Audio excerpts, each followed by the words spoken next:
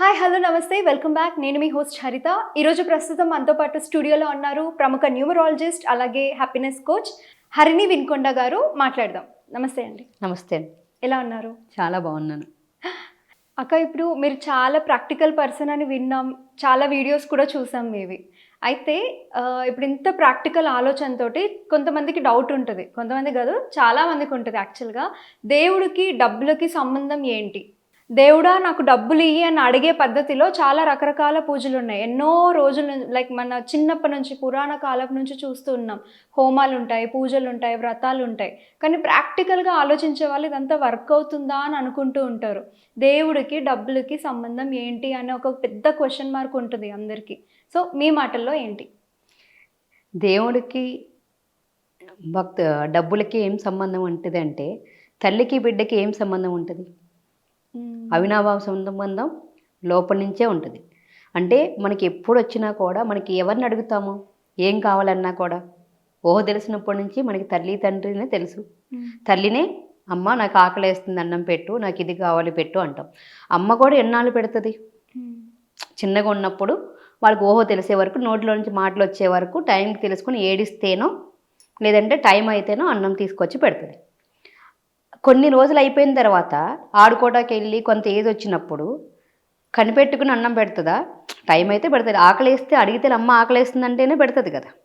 అలాగే భగవంతుడి దగ్గరికి వెళ్ళి ఎప్పుడైతే వస్తు మార్పిడి పద్ధతి మారిపోయి మనకి ఈ డబ్బుల ఎనర్జీ అనేది వచ్చిందో, చాలామంది అంటారు డబ్బుదేముంది, డబ్బును కుక్కను కొడితే వస్తుంది, ఇలా వస్తుంది, చాలా మాటలు మాట్లాడుతూ ఉంటారు. అంటే డబ్బు గురించి ఎప్పుడు చూసినా కూడా నెగిటివ్గా మాట్లాడుతాం, తక్కువ చేసి మాట్లాడుతాం, తప్పు చేసి మాట్లాడుతూ ఉంటాం. డబ్బుకి ప్రతిరూపంగా కొలిచేది ఎవరిని మనం? అమ్మవారు, దేవుడు, లక్ష్మీదేవినే కదా. అంటే లక్ష్మీదేవి వచ్చేది కూడా మనీ రూపంలోనే మన దగ్గరికి వస్తుంది. అంటే ఆ భగవంతుణ్ణి మనం ఇండైరెక్ట్గా మనీ ఎనర్జీ కావాలి, ఆ మనీ ఎనర్జీ నా కుటుంబ పోషణ కోసం, నా ఇంటి అవసరాల కోసం నేను ఏమైతే చేస్తున్నానో దానికోసం ఈ మనీ కావాలని అడుగుతున్నాను. ఎవరిని అడుగుతున్నాం? భగవంతుడు. భగవంతుడు అంటే మన తల్లి, తండ్రి, దైవం, గురువు అన్నీ కూడా భగవంతుడే. మనం అమ్మని కూడా కొంతకాలం అయిన తర్వాత అడగకపోతే పెట్టదు. ఇప్పుడు భగవంతుడు కూడా ఏం సంబంధం, డబ్బులు కావాలంటే డబ్బులు కావాలని తెలుసు. భగవంతుడు అడగకపోతే ఎలా ఇస్తాడు? అన్నీ తెలుసు కదా, భగవంతుడే ఇచ్చేయచ్చు కదా. అందరూ అడిగేదే కదా. అందరూ ఏం అడుగుతారు? భగవంతుడే అన్నీ సృష్టించాడు, నారు పోసిన వాడు నీరు పోయాడా, అన్నీ ఇస్తారు కదా, మరి భగవంతుడికి ఏం కావాలో తెలియదా? తెలుసు. మరి తల్లికి కూడా అన్నీ తెలుసు. అంటే పొద్దున్న లేస్తే పిల్లవాడికి ఏం కావాలి, ఇంటి అవసరాలు ఏం కావాలి అన్నీ తెలుసు. కానీ ఎన్ని అవసరాలు తీర్చినప్పుడు, ఇంట్లో నలుగురు బిడ్డలు అవసరం తీర్చేటప్పుడు ఇంకో బిడ్డ అవసరం ఆయన వచ్చి అడిగితేనే కదా ఏదైనా ఇస్తాం. అలాగే మనకు కొంత ఏదొచ్చిన తర్వాత మన అహంకారాన్ని అన్నిటినీ పక్కన పెట్టేసి ఏది కావాలన్నా కూడా శరణార్థి అయ్యి మళ్ళీ మన స్వయం కృషి కూడా ఉండాలి. అంటే భగవంతుడి సంకల్పం లేని ఏది జరగదు. కానీ కొంత స్వేచ్ఛ ఉంటుంది. మనకి ఏం కావాలన్నా ఏం చేయాలన్నా కూడా కొద్దిగా ఎంచుకునే స్వేచ్ఛ ఉంటుంది. ఆ ఎంచుకునే స్వేచ్ఛలో వెళ్ళేటప్పటికి మనం భగవంతుడి దగ్గరికి వెళ్ళిన కావాలని అడగాలని కూడా మనకు ఉండాలి. అడగందేని అమ్మాయినా పెట్టదని ఎందుకంటారు? దీనికి అంటారు. కానీ ఖచ్చితంగా భగవంతుడు మనం ఏది అడిగినా కూడా ఆయన ఖచ్చితంగా తీసుకొచ్చి మనకి ఇస్తాడు. అడిగేటప్పుడు ఎలా అడగాలి? పూర్తి నమ్మకంతో, విశ్వాసంతో అడగాలి. ఇన్ని పూజలు హోమాలు చేసేది కూడా ఎవరి కోసం? మన కోసం మనం చేసుకుంటున్నాము. భగవంతుడు ఎప్పుడు నా కోసం ఇది చెయ్యి అది చెయ్యి అని ఆయన కూడా ఎప్పుడు చెప్పలేదు. మనకి జన్మ ఇచ్చినందుకు కాను, ఏదైనా మనం ఏదైతే చేస్తున్నామో మనం పొందిన అన్నిటికీ కాను కృతజ్ఞతా భావంతో చెయ్యాలి. కానీ ఆడంబరాల కోసము ఏదో అందరూ చూడాలనే ఉద్దేశంతో చేయకూడదు. అంతే కదా. కానీ ఇప్పుడు ఏమైపోతుంది? భక్తితో అంటే మనసుని అర్పించడం మానేసి మనం అన్నీ కూడా తీసుకొచ్చి అది చేసామా ఇది చేసామా, ఎంతమంది చూసామో, ఎంతమందిని పిలిచామో, ఎంత అయింది అనే వేలోనే వెళ్ళిపోతుంది. డబ్బులు కావాలంటే ఖచ్చితంగా మనలో శక్తి ఉంది. భగవంతుడు కూడా ఏం చెప్పాడు? యద్భావం తద్భావతి. నువ్వేది కోరుకుంటే అది వస్తుంది, నువ్వేది అనుకుంటే అది వస్తుంది, నిన్ను నువ్వు నమ్ము అని చెప్తున్నారు. కానీ మనం నమ్ముతున్నామా? భగవంతుడికి నమస్కారం చేసేటప్పుడు ఎట్లా దండం పెట్టుకుంటాం? ఇలాగే. అంటే మన లోపల ఉన్న అంతరాత్మనే, మన లోపల ఉన్న సోలే భగవంతుడు అని చెప్తున్నాం. కానీ మన భగవంతుడని ఒప్పుకోవటానికి ఆ యొక్క అర్హతని మనం సంపాదించుకున్నామా? ఆ క్వాలిటీస్ మనలో ఉన్నాయా? మన మీద మనకే నమ్మకం లేదు. అంతేనా? మన మీద మనకి నమ్మకం ఉన్నప్పుడు మనం ఏదైనా సాధించగలిగినప్పుడు సంకల్ప శక్తి నువ్వు ఏది అనుకుంటే అది జరుగుతుంది అని చెప్తున్నారు. ఆ జరుగుతుందని చెప్పినప్పుడు మనం నమ్మితే ఖచ్చితంగా ఏదైనా ఇస్తాడు. అలా చేయటం మూలైనా సరే మన భగవంతుడి దగ్గర కాసేపు కూర్చున్నప్పుడు మన బ్రెయిన్కి ఆ మంత్రాన్ని పఠిస్తున్నప్పుడు మన మనసా వాచ త్రికరణ శుద్ధిగా నాకు ఇది కావాలి, ఇది అవసరము, దీనికి ఇంత అవసరం అవుతుంది, నాకు ఇంత కావాలని చెప్పి అలా అయినా సరే మన మనసుని తీసుకెళ్ళి అక్కడ మనం అర్పిస్తాం. అర్పించినప్పుడు ఆ డబ్బులు ఎందుకు కావాలి, ఏం చేయాలి, భగవంతుడు ఏదైనా ఇస్తాడని పూర్తి విశ్వాసంతో చేసిన రోజున మనం ఏదనుకున్నా వస్తుంది. ఎంతోమందికి ఎన్నో కోరికలు నెరవేరుంటాయి. అందరికీ తెలుసు భగవంతుడిని నమ్ముకుంటే కాంతి ఏమీ లేదు కదా. ఈ సృష్టిలో సర్వము భగవంతుడే మనకి సంకల్పిస్తాడు. ఆయనే మళ్ళీ చెప్పాడు మనకి ఎంచుకునే మార్గం ఉంది, మంచి చెడు, కొంత స్వాతంత్ర్యం కూడా ఇచ్చాడు. అంటే మనం ఏదైనా మంచి మార్గంలో వెళ్ళాలా, చెడు మార్గంలో వెళ్ళాలా, సంకల్ప శక్తి అని చెప్పి కూడా మనం అనుకుంటాం. ఇక్కడ ఒక చిన్న స్టోరీ చెప్తాను మీకు. భగవంతుడు అంటే మనం ఏదంటే అది ఇస్తాడు అంటాకి ఒక బాటసారి ఉంటాడు. ఆ బాటసారి దారిలో వెళ్తూ ఒక అడవిలో వెళ్తూ ఉంటాడు. ఒక అడవిలో వెళ్ళినప్పుడు ఏం చేస్తాడు, బాగా దాహం వేస్తూ ఉంటుంది. దాహం వేస్తూ ఉన్నప్పుడు నాకు మంచినీళ్ళు కావాలి అనుకున్నాను. ఒక చెట్టు దగ్గరికి వెళ్ళిన తర్వాత ఆ చెట్టు దగ్గర కూర్చుని అయ్యో ఎండ బాగా ఉంది, దాహం వేస్తూ ఉంది, నాకు మంచినీళ్ళు కావాలి అనుకోగానే అక్కడ ఒక మంచినీళ్ళు వస్తాయి. అంటే చల్లటి మంచినీళ్ళు జగ్గులో వచ్చేస్తాయి, తాగేస్తాడు. అరే మంచినీళ్ళు తాగంగానే అతనికి ఆకలి గుర్తవుతుంది. అరే నాకు ఇంత ఆకలేస్తుంది, నేనేం చేయాలి, నాకు ఆకలి, మంచి భోజనం ఉంటే బాగుండాను. కానీ ఒక పళ్ళెం ప్లేట్లో అన్ని భోజన ఆహారాలు ఉన్న భోజనం అక్కడికి వస్తుంది, తినేస్తాడు.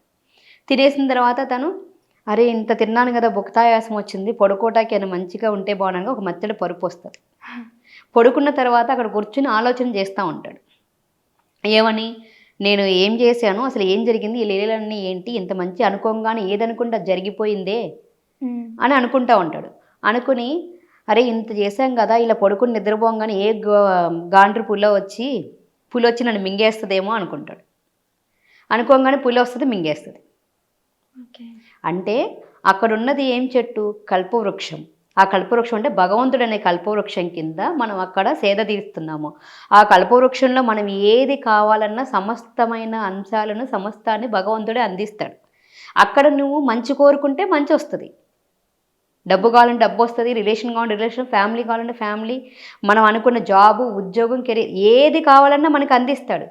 కానీ నేను ఇది చేస్తే ఇక్కడికి వెళ్ళిపోతానేమో, ఇలా అయిపోతానేమో, నాకు ఇది రాదేమో అని వెనకటి ఆలోచన చేస్తే ఆ పెద్ద పులి వచ్చి ఎలా మింగేసిందో మన ఆలోచనే మనం మింగేస్తాం.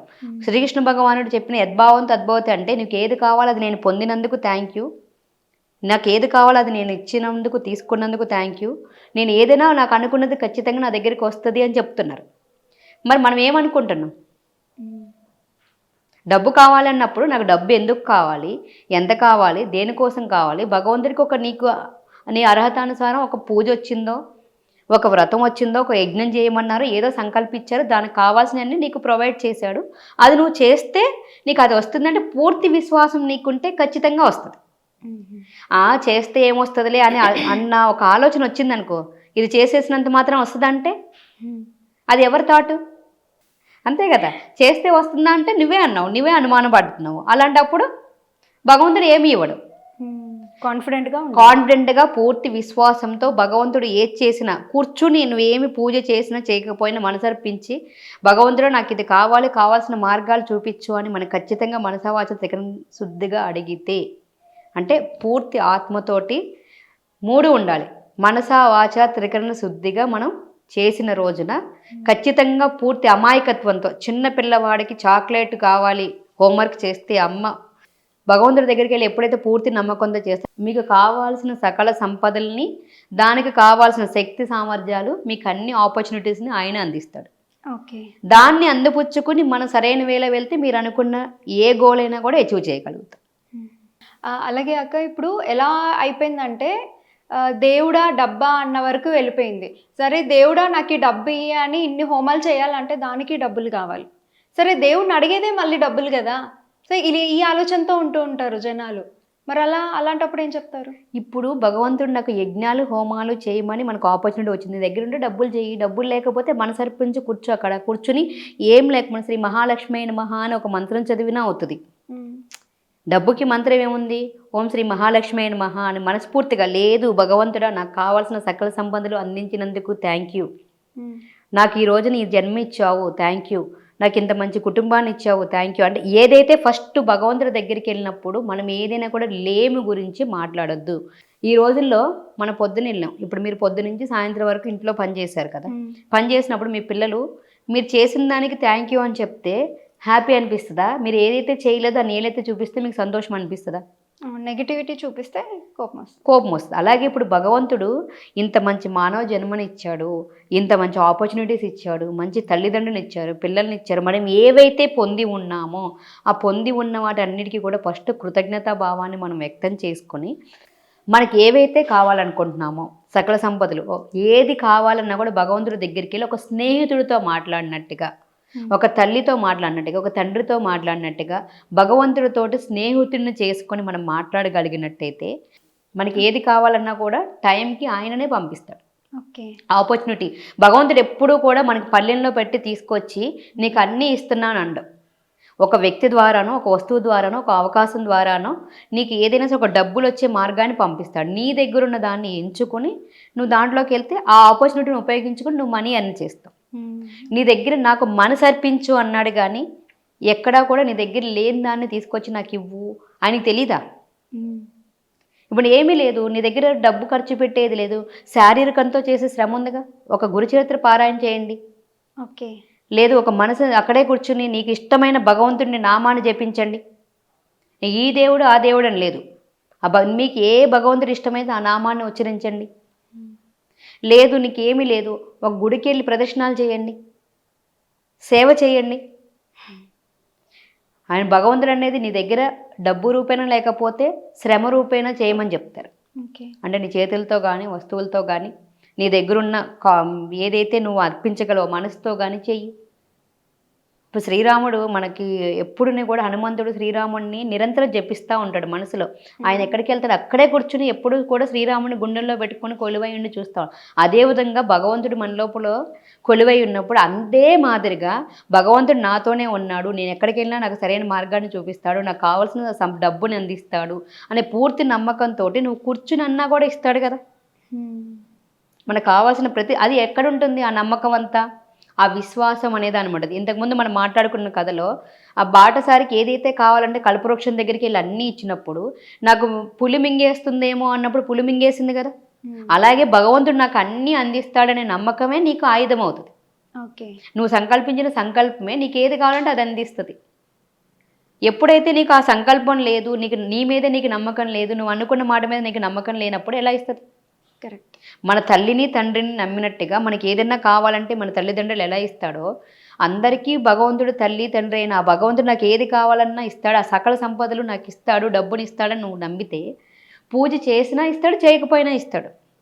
మనసు అర్పించాలి మనం. నీకు ఉంది చేతనైనంతలో చెయ్యు, లేదు కూర్చుని నీకు నీ ఇష్టదైవాన్ని స్మరించు. డబ్బే కావాలా? ఓం శ్రీ మహాలక్ష్మి అయిన మహా అనే ఒక మంత్రం ఉంది కదా, మహాలక్ష్మిని కంటిన్యూ నువ్వు నామజపం అంటే మన నోటి నుంచి ఇప్పుడు ఏదైనా ప్రాబ్లం వచ్చినప్పుడు నీకు ఈ ప్రాబ్లం ఉంది, శని భగవానికి ఇన్ని వేలు జపాలు చేయండి, దీనికి ఇంత జపం చేయండి, ఈ గ్రహానికి ఇంత జపం చేయండి అంటే మనం ఏం చేస్తున్నాము? పంతులు గారికి ఎవరికో డబ్బులు ఇచ్చేసి వాళ్ళ చేతలు చేపిస్తున్నాం, కానీ మనం చేస్తున్నామా? మనం చేయట్లేదు. మనం కూర్చుని నీకు వచ్చిన మంత్రాన్ని మనసా వాచ త్రికరణ శుద్ధిగా జపించినప్పుడు నువ్వు అక్కడ కూర్చుని పాల్గొన్నప్పుడు మనకు ఫలితం వస్తుంది. పంతులు గారు మన పేరు మీద చేసేస్తే వాళ్ళకి వెళ్తుంది పుణ్యం. మనం మనకి రాదు కాబట్టి వాళ్ళ చేతి చేపిస్తున్నప్పుడు మనం తనువు మనసుని అర్పించాలి. అక్కడ అర్పించి మనం చేస్తే ఖచ్చితంగా భగవంతుడు మనకి ఆ ప్రేమకి పాత్రుడవుతాడు. సో ఎంత ప్రాక్టికల్ మనిషి అయినా సంకల్పం అనేది ఎంత గట్టిగా ఎంత దృఢంగా ఉండాలి అనేది చాలా చక్కగా చెప్పారు. చాలా థ్యాంక్స్ అక్క. Thank you.